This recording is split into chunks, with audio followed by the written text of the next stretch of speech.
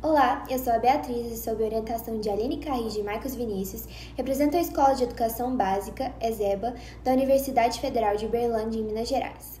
O presente vídeo remete ao projeto Como a literatura de transição ainda afeta o imaginário de independência brasileira atual, ou seja, o que as obras literárias escritas em 1836 do Romantismo e em 1922 do Modernismo têm a nos ensinar sobre o conceito de independente, visto que a alcançamos em 1822, mas ainda assim temos movimentos como estes que batem na tecla da necessidade de um nacionalismo forte.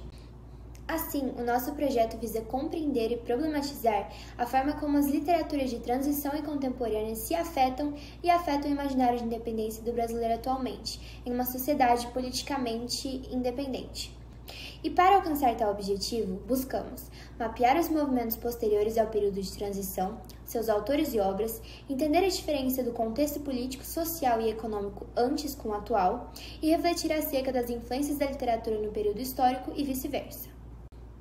A justificativa para tal pesquisa sustenta-se no tema da Semana Nacional de Ciência e Tecnologia, o bicentenário da independência do Brasil. Além disso, leva-se em consideração a importância da literatura enquanto objeto de influência. Por isso, o tema traz uma brecha para estudarmos a relação notável entre arte e política, entendendo a exteriorização do pensar da época na realidade imodificável que é a ficção.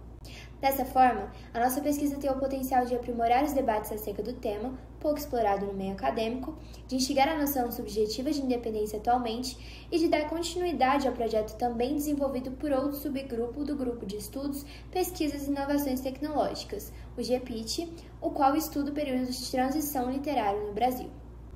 Aplicando o método de pesquisa bibliográfico com os estudos sob caráter explicativo, nos aproximamos do tema e recolhemos as informações já disponíveis, entendendo a que pé estavam as discussões do tópico. Feito isso, começa a nossa participação investigativa, selecionando alguns textos literários pertencentes aos movimentos estudados.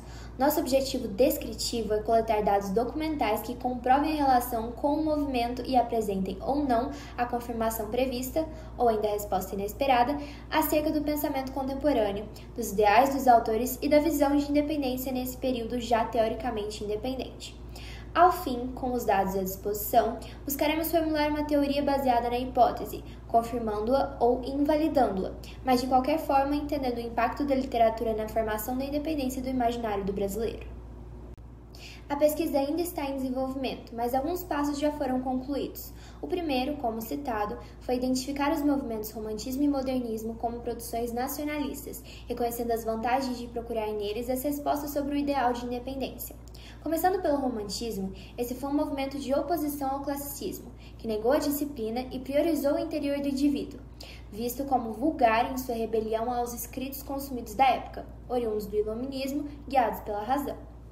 A primeira obra analisada foi Lucília, de José de Alencar, publicada em 1862, cujo enredo condena a prostituição em volta da alta sociedade brasileira da época, onde temos um contexto sofisticado, mas uma sociedade suja, crítica e admiração andando lado a lado.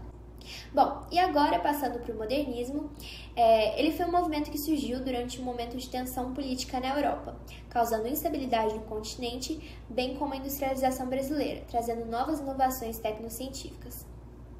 No centenário da independência do Brasil, então, diversos artistas se juntaram e fizeram acontecer a Semana Nacional de Arte Moderna, em 1922, considerado o marco inicial desse movimento. As características do modernismo são de liberdade formal e linguagem coloquial, sendo recorrente a oralidade e os versos livres para a aproximação do popular. De regionalismo, valorizando as temáticas do cotidiano brasileiro, e valorização do nacionalismo, sem idealização romântica, mas criticando o passado do país. O livro escolhido para iniciar a análise foi Vidas Secas, de Graciliano Ramos, um romance semi-biográfico de 1938, baseado em suas vivências do sertão e sua consciência política, enquanto ativista marxista durante a Era Vargas.